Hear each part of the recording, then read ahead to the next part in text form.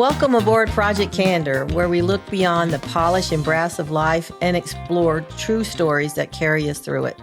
This is a place for conversations that aren't rushed, that aren't rehearsed, and that don't need the glamour shots or the perfect angles. Here we slow down, we listen closely, we let people share the parts of their story that often stay tucked below deck. Today, we're charting a course into a life marked by resilience, reinvention, and more courage than most people ever realize they have. Our guest, Dr. David Amponsah, is someone who bridges science and spirit in remarkable ways. He's a dual-trained doctor of medicine and doctor of divinity with nearly 3 decades of experience helping people break free from habits and patterns that no longer serve them. His work blends medical understanding with mindset, energy practices, and transformational healing to uncover the deeper roots of stress, burnout, and emotional pain. He has guided thousands toward greater clarity, wellness, and inner freedom using tools that merge science and spirit in meaningful, accessible ways. Dr. Amponsah is also the founder and presiding bishop of Fountain of Life Ministries, serving communities across the U.S. and around the world. Dr. Dave, welcome to Project Candor. Thank you. Before we dive in, how are you feeling? Feeling great, but I'm better every day. That's awesome. I'm so excited to have you on the show, and we're going to dive in first, and I want to ask you some questions, okay? Is that good with you? Okay. Sure. Let's get started. You shared that you grew up as an orphan in a small West African village, and somehow that journey led you to becoming a doctor in America. How did that transformation unfold? Please tell us. Okay. Yes. When I was a little boy at the age of 7, I was watching a movie. Then on the screen, Dr. Sharma transformed female ladies, women at the age of 100. You know, when we are a kid, everybody at the age of 30 or you think they are old. So Yeah. what I saw that he was transforming women at the age of 100 to become a young, radiant ladies. So when I saw that movie, I said, I want to be like Dr. Sharma. And 27 years later, I found myself in New York City receiving my Doctor of Medicine degree. So this is what happened. Just the transformation and the mindset that when you believe to do something and you are focused and you have that aim, things become possible. I'm sure there were a lot of steps in there, though, That's right. that led you to that. So That's right. I know you're going to tell us as we go along. Yes. There's a growing conversation about people learning to heal themselves, especially with the work of Dr. Joe Dispenza and others. This is some of the information that I've gleaned from you. So what do you see as the future of medicine when traditional care meets this kind of inner healing? It's a real thing because people don't realize that your mind is more powerful than any medication out there. See, we have, as a medical doctor, I can tell your client and people out there that this theory of mind can heal is not just a theory. But when you believe this mind can transform and heal every part of your system. So whatever is going on out there is a real deal. When you have an energy and focused on yourself, transformation takes place. So majority of the time, due to stress, blockages, and other things which happen to us, it mimics as a physical symptom in us. So when you can think and you can breathe and get this system together, you thrive. You see healing comes to you instead of you going through certain ways to get yourself healed. You thrive. And healing just don't wait, but it works through you because everything is an energy. Everything is an energy.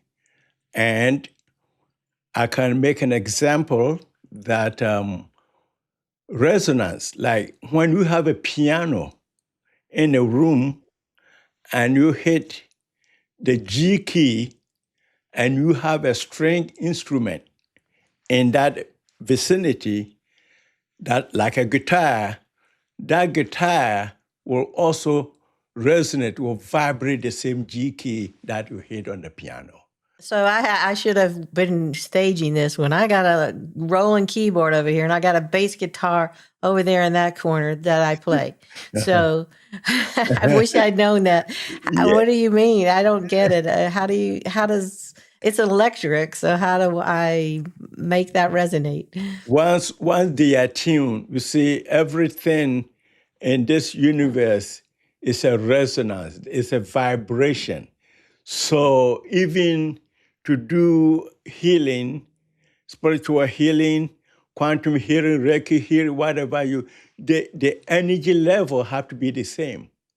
Once you're on the same vibrational level, then healing is taking place. But unless you are on that level, nothing. And to be on that level is a basic thing of breathe. Take a deep breath, and you should be able to be on the same level. And once you're on the same level, you could see that transformation is taking place. Because on quantum healing, for instance, see, when you and I standing by a stove, you can put your hand on the hot stove and it will burn you. Ouch. And I'll stand beside you, I won't feel it.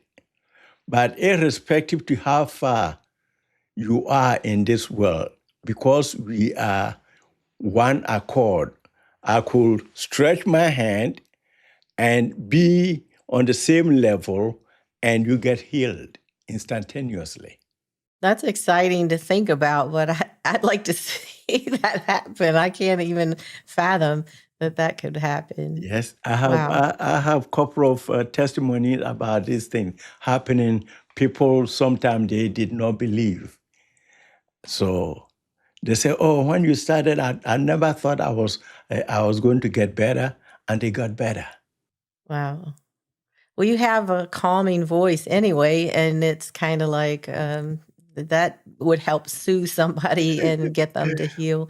I don't know, but walk me back because we switched. We went from you being a young boy watching a movie and wanting to be a doctor, and then we started talking about this mind healing or inner healing. Okay. Well, there's so many steps in between there that you took. That's true. I mean, how did you go from I want to be a doctor and then getting that discipline and then getting this spiritual guide to say that you can also bring in this inner healing? That's a lot of steps. That's a lot of steps. So with the doctorate aspect, when I saw Dr. Sharma, and I said, I want to be like Dr. Sharma. Every day, Dr. Sharma, not only he had the formula in a bottle. The movie is longer than what? He had a formula, and it's a green formula.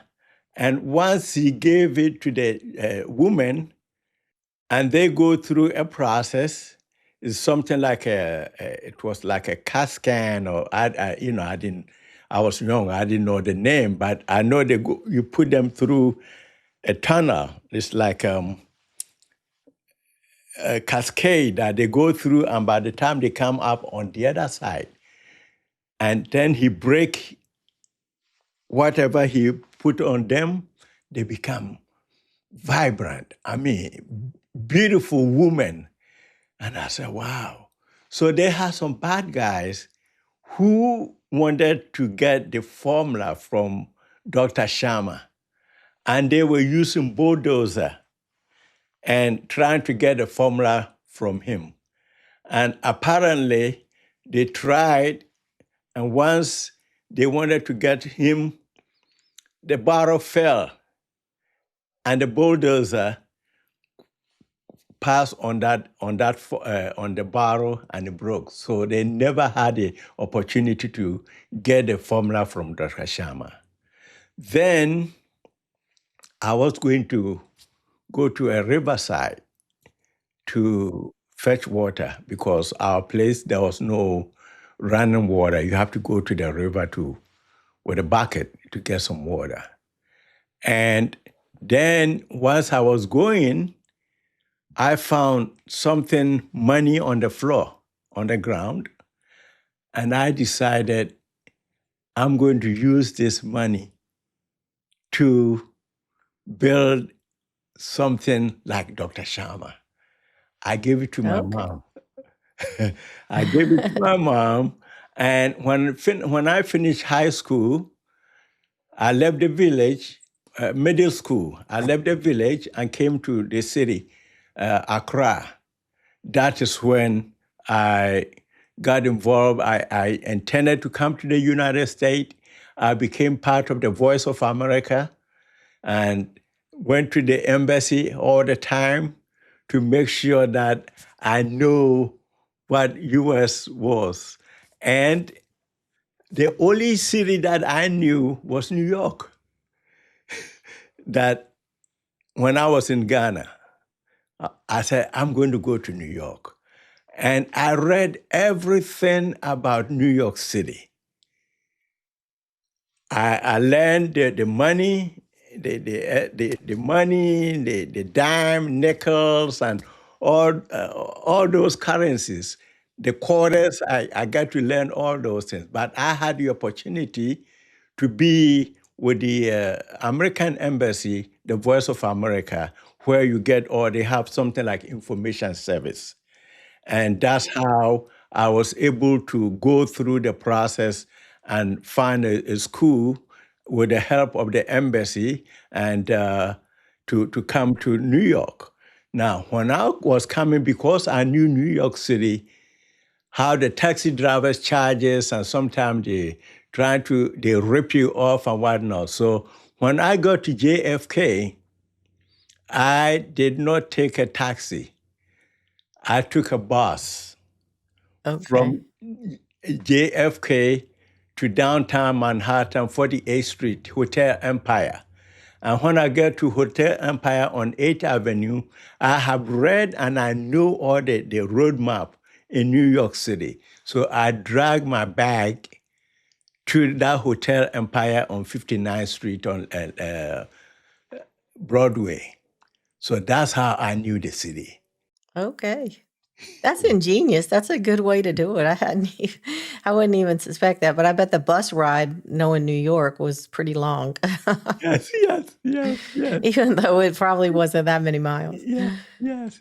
Oh, well, that's exciting. So that's where you landed in New York, and then from there you started building up your education, and you worked. I know you worked in a lot of different places. My first job in New York City was a dishwasher. A dishwasher at 277 Park Avenue. And then once I was going to school, I was studying at the same time. You went to school doing dishwashing, and what did you say you just did when you were in school? Still dishwashed? During the dishwashing, I was doing medical lab tech. So I did. Oh, medical lab tech. Yeah, Okay. I did medical lab technology, and at Bronx Community College. Then after that, I pursue the physician assistant program. Then I said, if I'm going to be a physician assistant, I'm going to be a doctor. That's Wow. when I took the pre-med and did that. Yeah, so that is something that not everybody is cut out to do. I mean, nobody has that fortitude or that determination like you have to get there. So I have another question. Mm-hmm. So that helps set the stage for, you coming over, watching the movie. I guess Dr. Sharma was fictional. He wasn't a real doctor, right? Yeah, it was a It was a fictional fiction. movie. Yeah, because I was like thinking if he's making all these women go out and turn Yeah, they were. beautiful with this bottle of it, like I I hope he's still alive. they were. I mean, this man will give them this medicine, and that's what science. I love the science, and also love the spiritual aspect. And even when I was a kid, I planted mango and avocado. Mango and avocado seed together. Mm-hmm. And when the tree was growing, they fused. It became one tree. So when they were bearing fruit, one side of the branches were avocado and the other side was a mango. But I didn't know. So recently, about 2001, when there was a cloning and whatnot, I didn't know what it was. I said, I did something like this when I was a baby, but it was nothing. Yeah, yeah. You didn't know, but that movie sparked something in you, and then you started driving it to learn more and more and more and doing different things. Yes. So I have another question because I want to talk a little bit about your next, like how you are taking science and melding them together. So you said something really powerful, like with cutting edge science and cutting edge spiritual connection meet, true transformation can take place. Can you help us understand what that means and what it looks like in like a person like me, my life? That's correct. Because many of times, because I'm a scientist and also believe in the spiritual aspect, there are some school of thought, there are some people who, when they've been diagnosed of certain disease or incurable diseases, and they don't want to go through the process. And they come to me and say, oh, I'm healed. But then I tell them quantum healing does not take away the medical science. So when I work with somebody, advise somebody to do a work in the quantum aspect, I tell them to follow their science, follow the doctors, because quantum healing does not replace medicine, it amplifies it. So things work faster. It works faster because when I was doing my rotation, this is just a side of the story. When I was doing my rotation, during my surgical rotation, we had a patient. This patient had been on the floor for about 3 months, couldn't speak because I was part of the surgical team. And anytime we go, we do our physical exam, we do all the neuro tests and whatnot, and we write, oh, patient cannot speak. Patient cannot speak. And one Sunday, I went to minister in the church. And when I was coming, I was supposed to work in that afternoon. And when I was coming, I heard a voice that when you go to that floor, you need to get somebody who believes in prayer or had any connection with the prayer and pray with that mind. So I called the head nurse. Her name was Aline. So I asked Aline, can you come and pray with me about this man? And two of us, we stood by the bedside, and I prayed for this man. And the man for 3 months who could not speak opened his mouth and said, "You are an angel." Oh, wow. And this thing established the whole hospital. So people were coming to me, "Are you the Messiah?" I said, "No, I'm not the Messiah. I'm just a man that God is working through me." So these are some of the things that had happened. And I have seen a man who was supposed to be having an amputation. His name is Moreno. He was scheduled. I saw him on Saturday, and on Wednesday, he was supposed to have the surgery. And after encounter with him, and I told him, let's see what will happen. I mean, he didn't have a circulation in the left leg, and everything was scheduled for him for the leg to be amputated. But luckily, I'm blessed him when he got to the hospital on that Wednesday before the surgery was going to take place.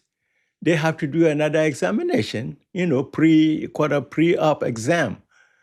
And then when they did the pre-op exam, the doctor found out that there was a circulation, blood moving into that leg.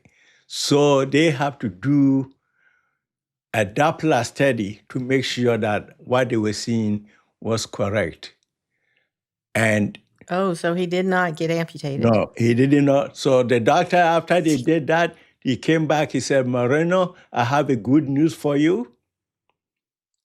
You're not going to need amputation, but let's wait and see. And after this now, this man has his leg." That's This is the wonderful. power that when I say I believe in science and I believe in the spiritual aspect. Because what happened, there are so many people who die unnecessary because they don't want to do what their doctors are telling them. But I always encourage them, use that system that you have, and then with the spiritual aspect, when they merge. Right. Well, Well, you're the real deal because you're a doctor of medicine and you're a doctor of ministry. So that's right. You're merging the two, and that makes you the real deal. So when you're talking to somebody about we're going to pray on that your leg won't be amputated, you are also coming at it from a medical perspective that there is a possibility that something can change in there. That's just something that not everybody can do. So I think that's powerful. That's very powerful. Yeah. I have one more question, and then we want to go to our next, our fun Two Truths and a Lie. But let me ask you this. Your work is around the world, especially in Africa, because that's where your background is and that's where you came from. Right. So can you share a little about the orphanage that you support in Kenya and the charitable work your ministry does in India, the Dominican Republic, Tanzania, and across Africa? Right. So in Kenya, I support an orphanage over there, and the last time I was there, I examined most of the children, like all of them. They have to form a line. I have my doctor stuff. I used to be part of the Doctors Without Borders. I work with volunteer. That's because I love volunteering. Because I see myself as a servant. We are here to serve. So other in the ministry or in the field of medicine, we are all here to serve. And this is what every Agree. fiber Totally of agree. my being, I want to find people better the way that I saw them. So we help them to buy school uniforms, textbooks, and other needs that they have. They're both girls and boys, so sometimes we send essential things to them. That's what happened in Tanzania, for instance. We built when I found that group, they were having service under the tree. So in 2020, during the coronavirus, that's what we did, that we built a church so that they could be there. Because when I saw them under the tree, I said, we can do something better than this. So at least that will give them the foundation of knowing the self-love and love your neighbor as yourself, and be able to teach them spiritual growth. And in India, we have a group that even every Christmas, this year, December, we're going to send blankets, because we got some people there that it get cold and they need blanket to cover themselves. So these are some of the work that we've been doing in Africa. That's phenomenal. I mean, that's just, I hear a lot of times that there's so much need over there. At least you're coming from there, so you know where the need is, you know how to go there and do that. But somebody like me just doesn't know. Right. So we can support you. Thank you. And help you because you can identify those needs. That's right. just a wonderful mission. And I really love hearing about it. Thank you. So I am so glad we've gotten through some of the questions. There's so much more I'd love to talk to you about. But right now, we have covered enough profound ground, if I may say, for tonight. And we're going to go to something more, light. Okay. So we're going to shift into and bring our ship back to shore. It's time for Two Truths and a Lie. So you've sent over 3 story headlines ahead of time, and we're going to go over those, and I'm going to be able to guess which one I think is the lie. This episode is sponsored by Rebel 180, the home of brave pivots and fresh starts. Rebel 180 is all about helping you rediscover what's possible when you stop settling and start listening to that little tug inside that says, life can be different. Whether you're navigating a career shift, dreaming about a new direction, or standing at the crossroads wondering if it's time for your own 180-degree turn, Rebel 180 is a reminder you don't need permission to change your story. And now, as we open the door to our second sponsor, we're stepping into the world of tech. Simple Socket Print, the lightweight, blazing fast label print solution designed for those who need reliability without the bloat. With version 1.5, you get instant printing in milliseconds, fully maintained print sequence, and automatic base 64 decoding, all without needing print driver installs. If you're running SQL Server 2016 or newer, Simple Socket Print 1.5 drops right in and gets to work. Keep your workflow simple. Keep your label printing fast with Simple Socket Print. Thank you to our sponsors. Okay. So what we have here is number 1 story, the red snake. So you said as a young boy, a dream showed Dr. Dave a healing method that saved a boy dying from a poisonous snake bite. Don't say anything. Don't tell me if it's true or not. That's the first one. The number 2 story, the emergency. That's your headline. Dr. Dave revived a stranger turning blue on his jogging path, and EMTs said she wouldn't have survived without him. All right. Going on to number 3, the secret note. During a chance conversation with a stranger in the airport, The stranger later wrote Dr. Dave to say his caring words stopped him from ending his life. All right, Dr. Dave, I'm going to guess. I'm going to guess that the one that's a lie is number one. But I don't know, that's just my thoughts. And the reason why I'm saying that is because you dreamed something, and developed a healing medication. So I don't know. That wouldn't, I don't know. Can you do that? Maybe. Anyway, you tell us. Start telling us about the stories, and don't tell us what's true or a lie until we get through all three. Okay. Number one, go ahead. Number one, so I was 8 years old in the fifth grade, and I was asleep. And I heard a scream in my dream. And I woke up. That dream woke me up. It was a bad dream, like a nightmare.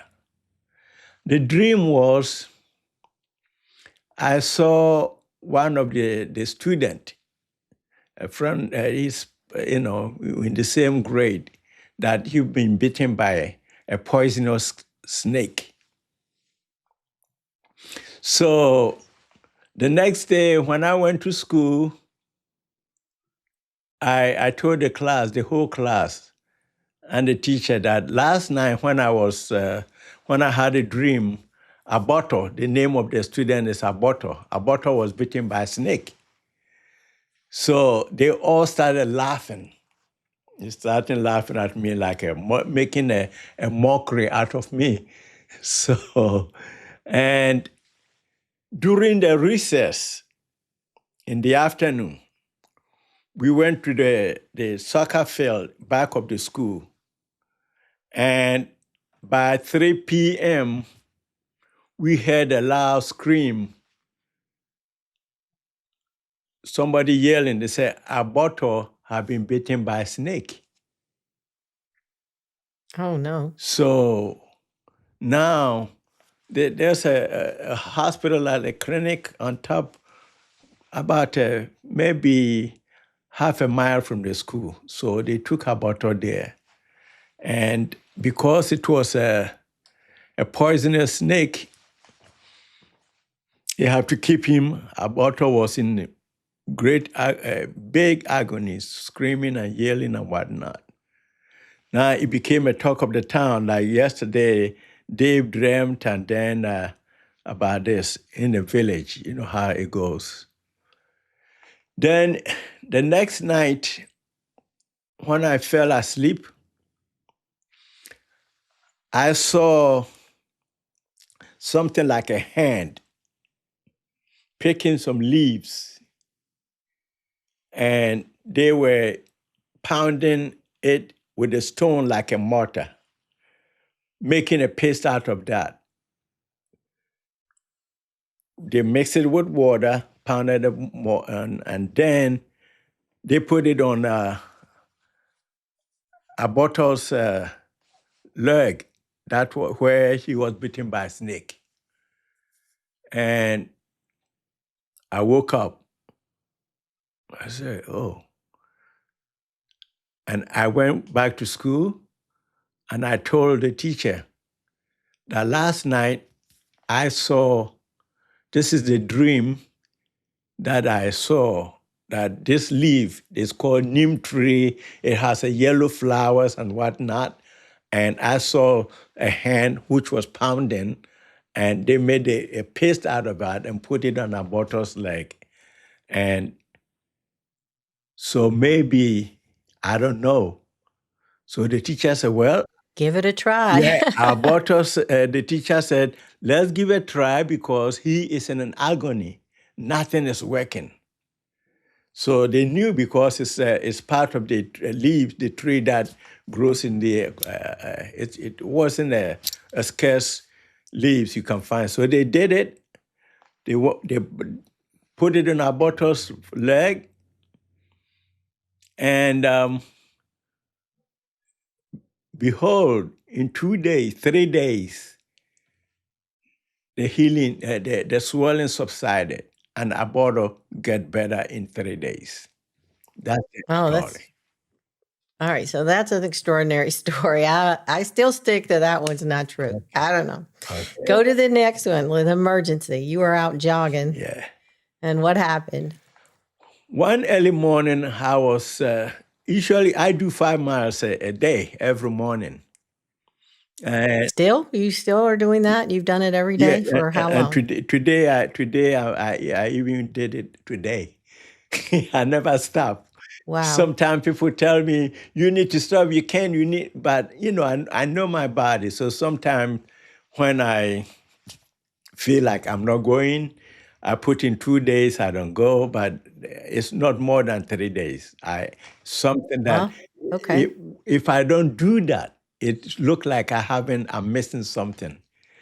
When I'm going and I'm doing my jogging, I can ruminate and meditate. I see things and come down. So it's a nice jog. It's 5 miles. It's 2 miles, 2.5 to go and 2.5 to come. So it's 5 miles total. So that's what I do. Okay. That's my routine. And usually when I go, I meet three ladies. They also walk. They walk in the morning. So it's a routine. I see them. And once I went coming back, I saw that they have one of the ladies were on the floor. They crouched over her, and then they asked me if I have a cell phone to call emergency because their friend is in a serious, he's turning. So I look at her and she was turning blue. So because of my profession, what I've studied, so I started CPR and mouth-to-mouth recitation. And so as she grasped for air when she was getting better, she was trying to get up. And the ambulance came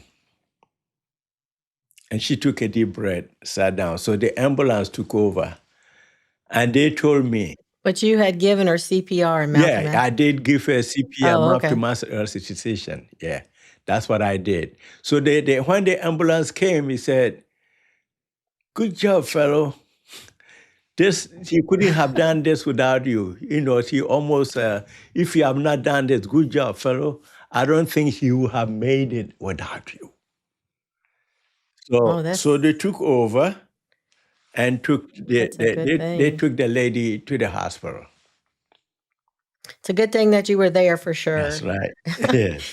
Yeah, I could kind of believe that one after all the things you've told us about yourself. I can kind of believe that one. So we're still waiting.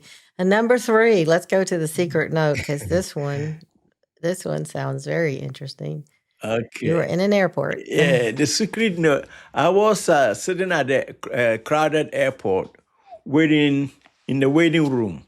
Then an announcement came. The announcement came over a loudspeaker that our flight had been delayed for 2 hours due to a raging storm. And I began speaking to a traveler close to me. His name is Williams. And when the time was about to apart for we to depart, I told William if we can hold hands and pray.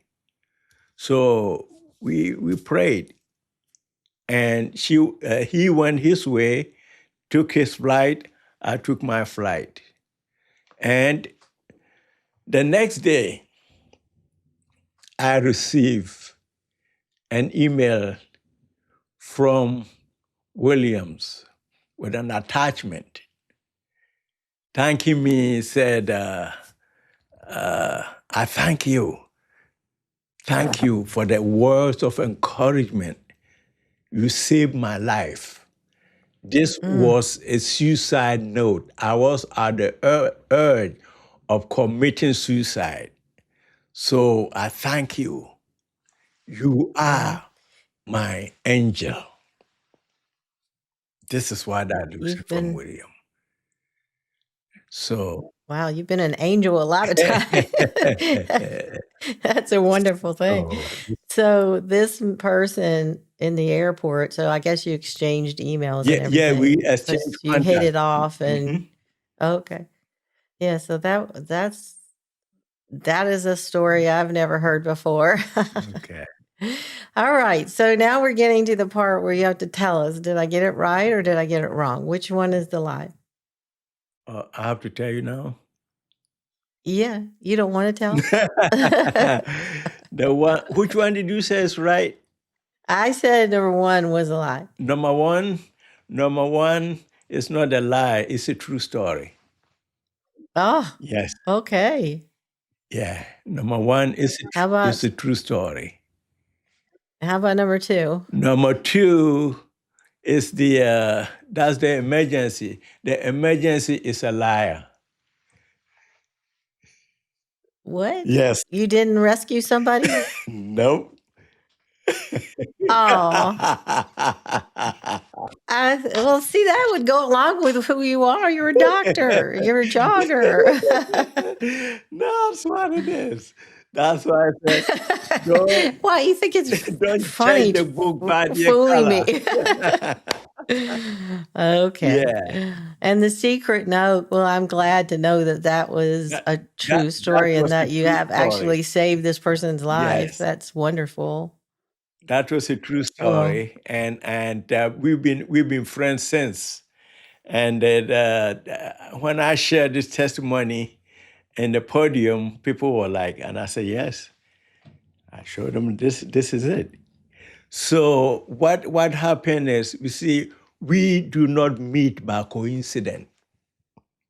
Anything that falls on our way is a time either for we to do something or it's showing us. You see, we are not here to solve the world problem.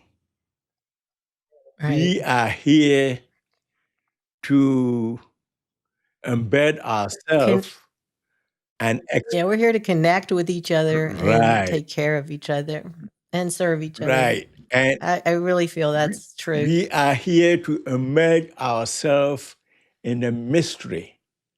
So when you involve in the mystery, you involve in a thing, that's when you see that this world, there's a lot of things that's going on, but you need to get involved in for you to know exactly what is going on. Sometimes people do not believe, and I tell them, you see, the ocean, the water, the sea, or wherever you go, you see it, it is there. Either you believe it or not, it's the ocean is there. But for you to get wet, you need to immerse yourself in it. Once you immerse yourself, that is where you get wet. This is the essence Yep. of the spirituality. Well, we've got to wrap up. We're running out of time, Okay. but I want to let folks know how they can get in touch with you because after listening to Dr. Dave, I'm sure you got many people that are interested in reaching out. So I am going to show whoops. Here is the contact information from Dr. Dave. You have a beautiful quote here that goes back all the way to when you had the determination to become a doctor. Yeah. Success equals belief times bold action. That's correct. Do you want to say anything about that? I think it's Yeah. self-explanatory, but it's a wonderful, powerful statement. Success equals belief times bold action. See, when you are starting a business and you said, I'm a failure, I'm going to fail, you failed already. You have to see it, you have to project it, you have to believe in every core of your being, the fiber of your being, that you are successful. It's not just a mere affirmation, but you've got to believe it. And if you don't take action and only have to believe, nothing is taking place. But when you multiply. When you merge those in multiplication, then you can see a quantum leap. So my final quotation for you is, where there is determination, failure cannot dismantle the flag of success. So you are not a failure, you are a success, and I believe in you, and you will be at the top of the mountain. And I want you to shine like a rainbow in the sky. Very nice image. So you can reach out to Dr. Dave also at the links on this page, and they'll be in the transcript as well, so that you can reach him. He does have an offer to schedule a call with him at www.callwithdrdave.com. That's correct. So I hope that you'll spend some time to reach out to Dr. Dave and start on your quantum journey with him of medicine and healing. Yes. I know he's got a lot to offer. So thank you so much for being on the show. It's been such a pleasure to be Thank you. here and talking to you. Thank you, Jeanne. Thank you. It was a pleasure Thank being you. here, and thank you very much. Oh, you're quite welcome. So I hope you'll come back on another time, and we'll talk some more, Yes. because we just barely Yes. scratched the surface, and I think there's a whole lot more we can talk to you Yes. about. Especially, we can focus on another episode when we talk just about the work you're doing in the different orphanages and different areas across the world. Excellent. Thank you. I'll be happy to merge and work with you so that we can help the whole world together. Yeah, that's awesome. So thanks, guys. Please stay tuned and join again next week when we have another guest, that's going to come in and give us more details and more information about their journey in life. Thank you so much. Bye for now. Bye.